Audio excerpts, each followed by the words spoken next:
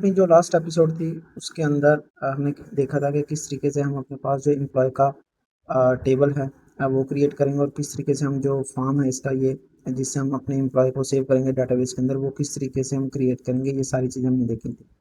अच्छा, ये मैंने टेबल के ऊपर ना इसके जो हमारे पास हेडर थे वो मैंने रीनेम किए हैं। जो कि हमने अपने पास इधर क्रिएट एम्प्लॉय के अंदर नेम रखे हुए हैं वही वाले मैंने उधर ऐड कर दिए। Employee name, email name, address और एम्प्लॉय का फ़ोन, सेम वही चीज़ें मैंने इधर ऐड कर दी।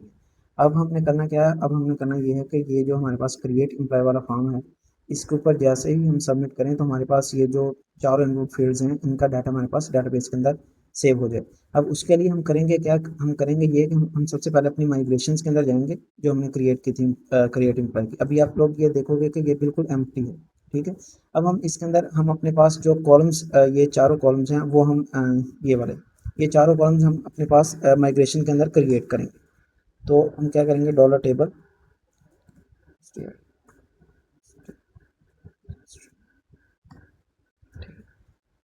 और यहाँ पर हमारे पास इसका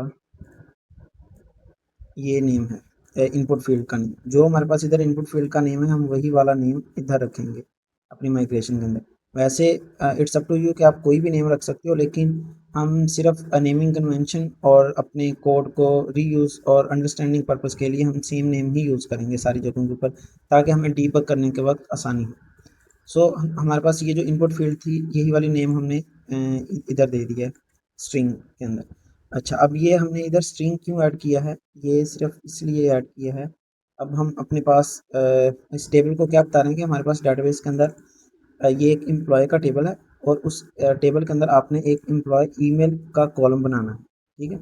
और उस कॉलम की जो डाटा टाइप होगी वो स्ट्रिंग होगी, मीन्स कि इस कॉलम के अंदर जो भी डाटा होगा वो स्ट्रिंग टाइप का होगा। अब ये जो डाटा टाइप्स हैं ये डिफरेंट टाइप्स की इसकी डाटा टाइप्स हैं, ये मैं आपको इधर बता देता हूँ। ये अगर हमारे पास है स्ट्रिंग, ठीक है, तो अगर हमने स्ट्रिंग अपनी डाटाबेस के अंदर इंसर्ट करनी हो, स्ट्रिंग के अंदर हमारे पास क्या आ जाता है, नंबर करैक्टर आ जाती हैं, ABC आ जाती है और स्पेशल करैक्टर्स भी स्ट्रिंग के अंदर आ जाती हैं। अगर हमने कोई लॉन्ग टेक्स्ट जो है वो ऐड करना हो तो फिर हम उसकी डाटा टाइप क्या रखेंगे, टेक्स्ट। इसी तरीके से अगर हमने इंटीजर को सेव करना हो तो उसकी डाटा टाइप क्या होगी, इंटीजर। और अगर हमने कोई लार्ज इंटीजर सेव करना हो तो उसकी डाटा टाइप होगी बिग इंटीजर। अगर हमने अपने पास जो वैल्यूज़ हैं वो फ्लोट के अंदर रखनी हो तो उसकी हम डाटा टाइप डेसिमल रख देंगे, ठीक है। इसी तरीके से अगर हमने ट्रू फॉल्स बूलियंस ऐड करनी हो तो उसकी डाटा टाइप बूलियन हो जाएगी। और अगर डेट ऐड करनी होगी तो उसकी डाटा टाइप डेट और आगे ये हम कॉलम का नेम दे रहे हैं। अब ये जो अंदर हमने दिए हुए हैं सिंगल कोट के अंदर ये हमारे पास बेसिकली कॉलम्स के नेम हैं। हम बता रहे हैं कि डाटाबेस को कि इस नेम का आपने कॉलम क्रिएट करना है। और एक हमारे पास है टाइम स्टैम्प। अच्छा, अब ये अगर आप ये चीज़ नोटिस करोगे, इसे हम कॉपी कर लेते हैं, यहाँ से कॉपी करके यहाँ पर पेस्ट कर लेते हैं। अब ये जो नीचे है ना ये टाइम स्टैम्प्स है और ऊपर जो है वो टाइम स्टैम्प है। अब ये जो टाइम स्टैम्प्स है ये लार्वल का बिल्ट इन फंक्शन है, ये हमें दो कॉलम्स क्रिएट करके दे देता है, क्रिएटेड एट और अपडेटेड एट। लेकिन अगर हमने कोई अपनी मर्जी का कॉलम ऐड करना हो जिसके अंदर डेट और टाइम दोनों चीज़ें होंगी तो फिर हम टाइम स्टैम्प लिखेंगे और इधर हम कोई भी जो कॉलम का नेम है वो हम दे सकते हैं, ठीक है। तो इससे होगा क्या कि इस नेम का हमारे पास कॉलम क्रिएट हो जाएगा डाटाबेस में और उसकी डाटा टाइप टाइम स्टैम्प हो जाएगी, मीन्स कि उसके अंदर डेट और टाइम दोनों चीज़ें आ रही होंगी। अब हम वापस चलते हैं अपने इसी माइग्रेशन को, बाकी की जो तीन कॉलम्स हैं हम वो भी क्रिएट कर लेते हैं। अब हमारे पास एक था ईमेल और दूसरा था एम्प्लॉय का नेम, ठीक है, और थर्ड वन था हमारे पास एम्प्लॉय का एड्रेस, फोर्थ वन था हमारे पास एम्प्लॉय का फ़ोन नंबर, ठीक है। अब ये जो एम्प्लॉय का एड्रेस है ना वो अक्सर 3-4 लाइन्स का होता है, तो उसके लिए हमने कौन सी डाटा टाइप देखी थी कि अगर हमने डिस्क्रिप्शन ऐड करनी हो तो फिर हम टेक्स्ट जो डाटा टाइप है वो यूज़ करेंगे। तो हम सिंपली स्ट्रिंग की जगह के ऊपर इसका टेक्स्ट डाटा टाइप यूज़ करेंगे। अब हमारे पास ये माइग्रेशन बन गई है। अब हम इस माइग्रेशन को अपने डाटाबेस के अंदर इंसर्ट करेंगे, ठीक है। अब हमने करना क्या है, PHP आर्टिसन माइग्रेट। अब ये माइग्रेट करने से क्या होगा कि ये सिर्फ जो हमारे पास लास्ट हमने जो मीन्स के नई माइग्रेशन बनाई होगी सिर्फ वही इंसर्ट होगी। लेकिन मैं क्या कर रहा हूँ, मैं माइग्रेट फ्रेश कर रहा हूँ। माइग्रेट फ्रेश क्यों कर रहा हूँ? क्योंकि हमने प्रीवियस एपिसोड्स के अंदर कुछ डिफरेंट टेबल्स बनाए थे, तो वो भी हमारे पास डेटाबेस के अंदर पड़े हुए हैं। लेकिन हम क्योंकि बिल्कुल फ्रेश में वो अपनी एप्लीकेशन क्रिएट कर रहे हैं, क्रेड एप्लीकेशन, तो मैं नहीं चाहता कि इसके अंदर कोई एक्स्ट्रा टेबल्स हों। तो जो भी एक्स्ट्रा टेबल्स हैं मैं उन्हें पहले रिमूव करना चाहता हूँ, और उसके बाद मैं सिर्फ नए टेबल्स ही ऐड करना चाहता हूँ। तो इसलिए मैं ये माइग्रेट फ्रेश की कमांड चला रहा हूँ। अब ये देखें कि ड्रॉपिंग ऑल टेबल्स मीन्स के डेटाबेस के अंदर जितने भी टेबल्स है इसने पहले वो सारे डिलीट किए हैं, और दोबारा से जो माइग्रेशन है वो रन की। अब अगर हम जाके अपने पास इधर ये चेक करें, रिफ्रेश करते हैं, तो ये हमारे पास ये बता रहा है ID, employee email, name, address और फ़ोन नंबर, और ये क्रिएटेड और अपडेटेड एज इसकी दूसरी फील्ड्स है। ठीक है। अब हमने क्या करना है? अब हमने करना ये है कि जैसे ही यूज़र इधर अपने पास ये फॉर्म के ऊपर सबमिट करे, तो इसका जो डाटा है वो कंट्रोलर के अंदर चला जाए। कंट्रोलर के अंदर कैसे जाएगा? क्योंकि हमने जो फॉर्म है हमारा ये, इसके अंदर हमने इसे रूट कौन सा दिया हुआ है? सेव डॉट एम्प्लॉय के नेम से। तो हम सिंपली अपने पास इधर रूट्स के अंदर वेब डॉट पी की फाइल में जाएंगे, सेव डॉट एम्प्लॉय। अब सेव डॉट एम्प्लॉय कहाँ पर हमें भेज रहा है? ये हमें भेज रहा है एम्प्लॉय कंट्रोलर के अंदर सेव एम्प्लॉय फंक्शन के ऊपर। सेव एम्प्लॉय फंक्शन ये है। ठीक है। अब इसके अंदर मैं सिंपली, मेरे पास जितना भी फॉर्म का डाटा है वो सारे का सारा इस रिक्वेस्ट क्लास के अंदर आ रहा है। ठीक है। ये रिक्वेस्ट क्लास है और ये इसका ऑब्जेक्ट बना हुआ है। मतलब कि हम जैसे ही dollar D dollar request of all करेंगे, तो हमारे पास जितना भी फॉर्म का डाटा है वो सारे का सारा हमारे पास इधर आ जाएगा। अगर हम सिंपली जाके इसे रीलोड करते हैं,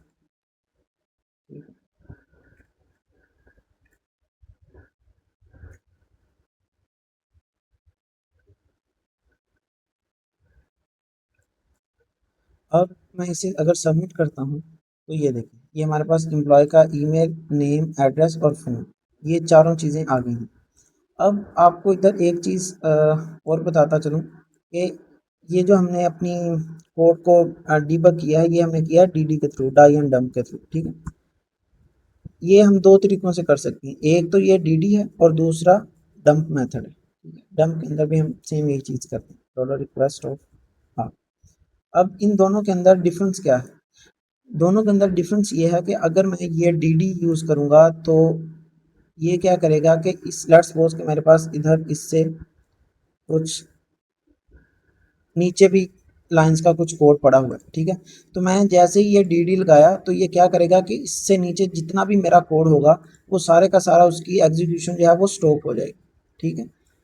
और अगर मैं इसी जगह के ऊपर डंप लगा देता हूँ, ठीक है, और इसके नीचे भी मेरे पास कुछ लाइंस ऑफ कोड है, तो ये क्या करेगा कि ये मुझे जो भी डॉलर रिक्वेस्ट ऑफ ऑल है वो डाटा को ब्राउज़र के ऊपर डंप करवा देगा, और उससे नीचे जितना भी लाइन है वो एग्जीक्यूशन उसकी चलती रहेगी। मींस डंप हमें आउटपुट दे देगा, लेकिन ये एग्जीक्यूशन को स्टॉप नहीं करेगा, चलती रहेगी। और जो डी है वो एग्जीक्यूशन हमें आउटपुट देगा, और साथ ही जो एग्जीक्यूशन है कोड की वो भी स्टॉप कर देगा। ठीक है। तो अब ये अगर आप देखोगे तो ये हमारे पास एक अरे है। अब ये जो ईमेल नेम, एम्प्लॉय का नेम, एड्रेस और फ़ोन, ये कौन सा है? ये जो हमने इनपुट फील्ड्स के नेम रखे हुए हैं, ये वही नेम हमें इधर शो हो रहे हैं। तो अब हमने अपने इसी जो फॉर्म का डाटा इसे डेटाबेस के अंदर सेव करवाना है, तो वो कैसे करवाएंगे? ये हमने मॉडल्स, एम्प्लॉय का जो मॉडल क्लास है वो हमने इंपोर्ट की हुई है। अगर हम इसे इंपोर्ट नहीं करेंगे तो हमें ये एरर दे देगा कि एम्प्लॉय क्लास नॉट डिफाइंड। ठीक है। हम क्या करेंगे? Employee create. ठीक है। अब हम सिंपली यही वाली जो चारों फील्ड्स हैं इसे हम कॉपी कर लेते हैं और यहाँ पर पेस्ट कर देते हैं। ठीक है।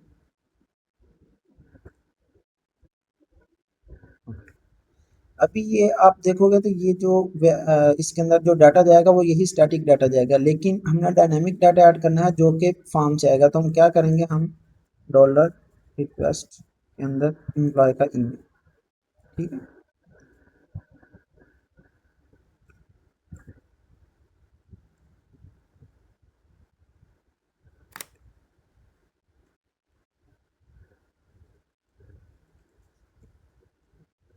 अब ये हम क्या कर रहे हैं? हम इसे बता रहे हैं कि ये वाला जो एम्प्लॉय का ईमेल है, ये हमने डाटाबेस के अंदर जो कॉलम बनाया है, ये वाला एम्प्लॉय का ईमेल, इधर हम इस साइड के ऊपर वो नेम देंगे, एम्प्लॉय का ईमेल, एम्प्लॉय का नेम, एड्रेस और फ़ोन। मींस जो हमने डेटाबेस के अंदर कॉलम्स बनाए हैं इस साइड के ऊपर हम उनका नेम देंगे, और इधर जो हमने फॉर्म के अंदर अपनी इनपुट फील्ड्स के नेम रखे हुए हैं इधर हम वो नेम देंगे। ठीक है, अब ये हमने यहाँ तक हमारा जो कोड था वो क्या हुआ कि हमारा जो एम्प्लॉय का रिकॉर्ड है फॉर्म का वो हमारे पास डेटाबेस के अंदर सेव हो जाएगा। लेकिन यहाँ पर हमें एक एरर भी देखने को मिलेगा, और वो एरर कौन सा होगा वो हम अभी देख लेते हैं। अब अगर हमें इधर सिंपली जाके ये मेरे पास हमने अपना फॉर्म फिल कर लिया और इसे मैं सबमिट अगर करता हूँ,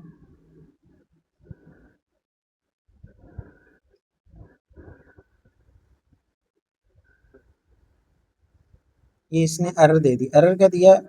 डेटाबेस मास असाइनमेंट एक्सेप्शन। ठीक है, ये बता रहा है कि add employee email to fillable property to allow mass assignment. अच्छा, अब ये एरर किस चीज़ का है?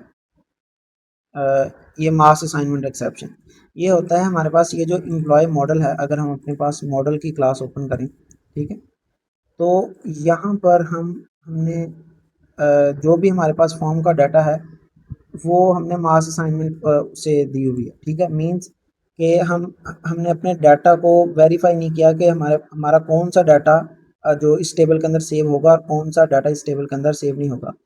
तो इस चीज़ के लिए हमें लारावेल दो प्रॉपर्टीज़ देता है। एक होती है डॉलर फिल लेबल, ठीक है,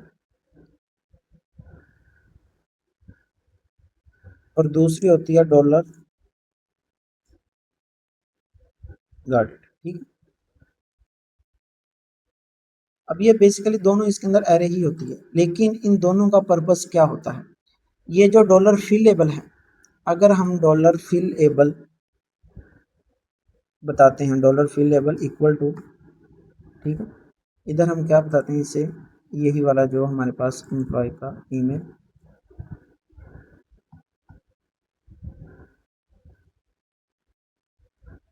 और एम्प्लॉय का नेम।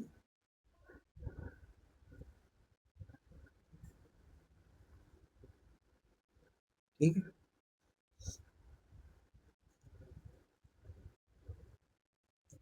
Public dollar फिलेबल। अच्छा, अब ये जो डॉलर फिलेबल है ना, ये इसकी लारावेल की मॉडल की अपनी प्रॉपर्टी है। फिलेबल और गार्डेड ये सेम एज इट इज ही रहेगा। अब फिलेबल का मतलब ये है कि फिलेबल के अंदर हम जो भी अपने कॉलम्स के नेम ऐड करेंगे, जब हम अपने पास डेटाबेस के अंदर फॉर्म को सॉरी जो हमारे एप्लीकेशन का फॉर्म है जब उसे सबमिट करेंगे, तो लारावेल क्या करेगा, फिलेबल के अंदर सिर्फ ये करेगा कि वो चेक करेगा कि इसने जो फॉर्म के अंदर तो मल्टीपल वैल्यूज़ भेजी हुई, जैसे कि हमारे पास इधर है, इसने इधर नेम, ईमेल, एड्रेस और फ़ोन ये 4 फ़ील्ड्स भेजी हुई हैं। लेकिन फिलेबल के अंदर ये देखेगा कि इसने सिर्फ मुझे 2 फ़ील्ड्स का नेम दिया हुआ है, एम्प्लॉय का ईमेल और एम्प्लॉय का नेम। तो फिलेबल क्या करेगा, सिर्फ इन्हीं 2 वैल्यूज़ को इंसर्ट होने देगा, बाकी फॉर्म के अंदर जो भी डाटा आ रहा है ये उससे आगे नहीं भेजेगा। ठीक है,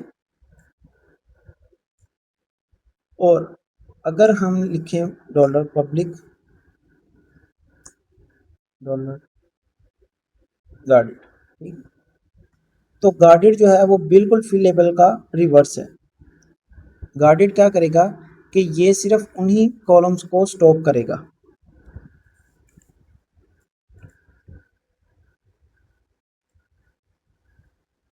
इस चीज़ के लिए मैं आपको इसकी एक डेफिनेशन भी दिखा देता हूँ, फिलेबल और गार्डेड की। फिलेबल एंड गार्डेड, ठीक, अब ये देखो, in Laravel, fill-label and guarded protect your application against mass assignment vulnerabilities by controlling which model attributes can be updated in bulk. You should use only one or other inside a single model, never both at the same time. ठीक है, अब ये देखें, use fill label ये बता रहा है कि भाई आपने अगर जो फिलेबल के अंदर नेम, ईमेल और पासवर्ड दिया हुआ है सिर्फ इसी को प्रोटेक्ट करना है, मींस कि सिर्फ यही वाली जो फील्ड्स हैं उन्हीं का डाटा आगे इंसर्ट होगा, इसके अलावा जो भी फील्ड्स हैं वो डाटाबेस के अंदर सेव नहीं होंगी। और यूज़ गार्डेड ब्लैक लिस्टिंग, ठीक है, अब ब्लैक लिस्टिंग के अंदर हमारे पास क्या होगा कि लेट्स सपोज के हमारे पास ना यूज़र ने फॉर्म फिल किया है और उसने उसके अंदर हमारे पास ना इस एडमिन या बैलेंस की फील्ड भी है। तो अगर वो इंस्पेक्ट करके इन दोनों फील्ड्स की वैल्यू भी अगर वो सबमिट कर देता है तो वो डाटाबेस के अंदर तो एक यूज़र होगा उसे राइट मिल जाएगा इस एडमिन का। अब उसी चीज़ को रोकने के लिए हमारे पास क्या होगी, गार्डेड प्रॉपर्टी होगी कि अगर फार्म डाटा के अंदर हमारे पास इस एडमिन फील्ड होगी तो ये उसे गार्ड कर लेगा, मीन्स कि उसे जाने ही नहीं देगा। ठीक है। अब हमारे पास जो हमारा कंसेप्ट है इधर क्या है, हमारे पास ये 4 फील्ड्स हैं, ये एम्प्लॉय का ईमेल, एम्प्लॉय का नेम, एड्रेस और उसका फ़ोन। ठीक है। तो ये क्या करेगा,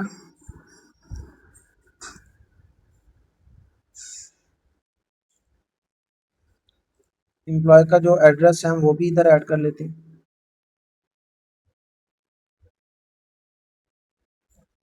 और दूसरा ये है कि एम्प्लॉय का जो फ़ोन है ये भी हम इधर ऐड कर लेते हैं। ठीक है। अभी हमारे केस के अंदर हमारे पास कोई इस एडमिन है नहीं, तो हम क्या करेंगे कि हम इसे सिंपली जो हमारे पास 4 फील्ड्स हैं उन्हीं को हम फिलेबल कर लेंगे, मीन्स हम इसे बता रहे हैं कि सिर्फ इन्हीं 4 फील्ड्स का तुमने जो डाटा है वो ऐड करना है। तो अगर हम अब जाके अपनी इसी फॉर्म को सबमिट करते हैं तो ये अब हमारी जो एरर है वो रिजॉल्व हो गया और हमें कोई मैसेज भी नहीं आया और हम वापस भी अपने फॉर्म के ऊपर नहीं है। लेकिन अगर हम जाके अपने पास डाटाबेस को रीलोड करते हैं तो इधर ये देखें अली, सॉरी, ये सब के अंदर सेम वैल्यू कैसे है?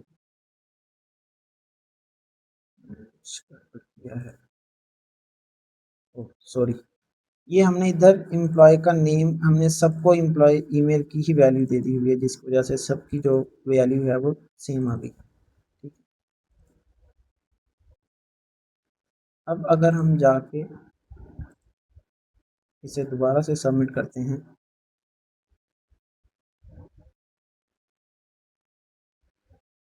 ये देखिए अब ठीक है, अब इसका इसका ईमेल नेम, एड्रेस और फ़ोन वो सारी चीज़ें प्रॉपरली शो हो रही हैं।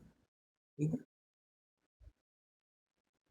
अब हम क्या चाहते हैं कि जैसे ही इसका जो यूज़र का डाटा है वो सबमिट हो तो ये वापस अपने फॉर्म के ऊपर आ जाए, तो उसके लिए हम सिंपली इसे यहाँ पर रिटर्न रीडायरेक्ट बैक कर देते हैं, रिटर्न रीडायरेक्ट बैक। अब इसका क्या मतलब है, रिटर्न कर दो, वापस भेज दो। रिटर्न रिटर्न करना क्या है, रीडायरेक्ट बैक, मीन्स के जिस भी रूट से ये रिक्वेस्ट आई है इसे उधर ही वापस भेज दो। अगर हम अब जाके इसका ये डाटा ऐड कर लेते हैं,